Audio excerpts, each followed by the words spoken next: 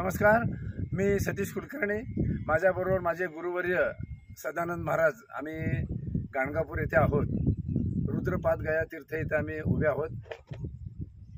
हा व्हिडिओ करण्यामागचा उद्देश असा की आज आम्ही सकाळी गुरुचरित्र पाहत होतो तेव्हा अध्याय नंबर 14 मध्ये एक चांगली ओवी आमच्या लक्षात आली आणि ती भाविकांच्या निदर्शनास आणावी, कारण जे बोटे फिरवण्याचा कार्यक्रम करतात त्यांना ही सोपी ओवी सुद्धा किंवा दत्त महाराजांचे बोल आणि आशीर्वाद लक्षात येत नाहीत। सर्वसाधारण आपल्याला सर्वात जास्त भय असतं ते मृत्यूचं भय असतं। माणूस मरणाला फार घाबरतो आणि त्याच्यानंतर जीवन जगत असताना जातीमधले प्रश्न, नात्यामधले प्रश्न, खात्यामधले प्रश्न आणि आपण ज्या उचापात्या करतो त्यामुळं आपल्याला जे प्रश्न उद्भवतात त्याची बऱ्यापैकी भीती असते, पण मृत्यूचं भय आपल्याला सर्वात जास्त असतं। तर गुरुचरित्र अध्याय नंबर 14 मध्ये सांगितले की गुरुकृपा होय ज्यासी यमाचे भय नाही, मुख्य यमाचे भय नाही।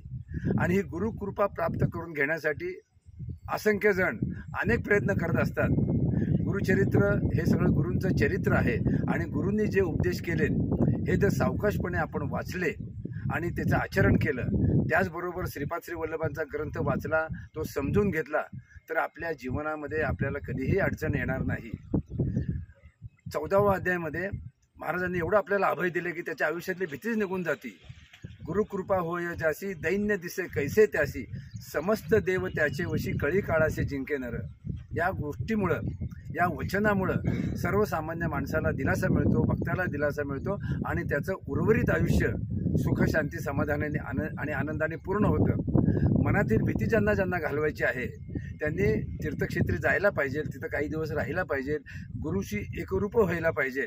पण लोक येतात जातात, गुरुच्या सहवासात राहत नाहीत, फक्त पारायण पारायण पारायण करून फक्त बोटे फिरवण्याचा कार्यक्रम करतात। त्यांच्या जीवनावर त्याचा काहीही परिणाम होत नाही। मुळात ग्रंथात काय लिहिलं हे समजत नाही। म्हणून हा ग्रंथ माझे भाविकांना विनंती आहे, तुम्हाला जर यमाचं भय घालवायचं असेल आणि गुरुची कृपा प्राप्त करून घ्यायची असेल तर फार मोठी संधी आहे। या कलियुगाचे तारक श्रीपाद श्री वल्लभ नृसिंह सरस्वती स्वामी महाराज आणि अक्कलकोट स्वामी महाराज आपल्या पाठीशी आहेत।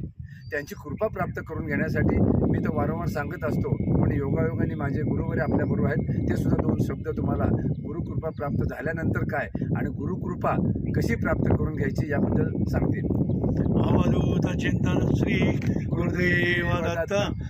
समस्त दत्त भक्त हो, आत्ताच आपणाला सतीशजी यांनी सांगितलं की आपल्या सर्वांना कोणालाही मृत्यूचं भय जास्त वाटतं, पण गुरुचरित्रात उल्लेख केल्याप्रमाणे जर आपण अतिशय निर्मळ अंतःकरणाने, तळमळीने, श्रद्धायुक्त अंतःकरणाने आणि अनुतप्त अंतःकरणाने जर दत्तगुरु महाराजांची सेवा केली तर निश्चितपणे आपणा सर्वांना हा मृत्यूच्या भयापासून सुटका होते, असं गुरुचरित्रातील अभिवचन आहे।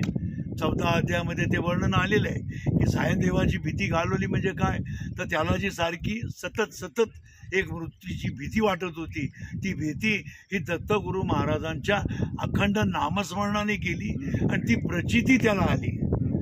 हे सर्वांना म्हणजे याचा अर्थ असा आहे की जो दत्तगुरु महाराजांची अखंड नामस्मरण भक्ती नामस्मरण युक्त करतो, याची भीतीच नाही तर 18 विश्व दारिद्र्य जे आपल्या ठिकाणी आहे, 18 विश्वाच्या आपल्या ठिकाणी जी काही संशय, आशंकता, वृत्ती, वाईट वृत्ती आपल्या ठिकाणी साठलेली आहे, ही सर्व गुरु महाराजांच्या नामस्मरणाने निश्चंचपणे त्या ठिकाणून मुक्त होतो। मनुष्य गुरु महाराजांच्या कृपेस पात्र होतो। त्यासाठी मात्र अतिशय प्रेमाने, अंतःकरणपूर्वक आणि दत्तगुरु महाराजांची श्रद्धापूर्वक सेवा केल्यास यमाचे त्यास भय राहत नाही, म्हणजेच मृत्यूचे भय त्यास राहे नाही। हे गुरुचरित्रातील अभिवचन आहे। आणि गुरुचरित्र हा नुसताच गुरुचरित्र ग्रंथ नसून अर्थात आपल्या सर्वांना माहिती आहे की 5वा वेद आहे, संपूर्ण सामर्थ्य, मंत्र सामर्थ्य गुरुचरित्रामध्ये आहे। आपल्या सर्वांना त्याची हळूहळू आम्ही गुरुचरित्राच्या माध्यमातून स्पष्टीकरण देत असतो, अजूनही पुढे स्पष्टीकरण देऊ।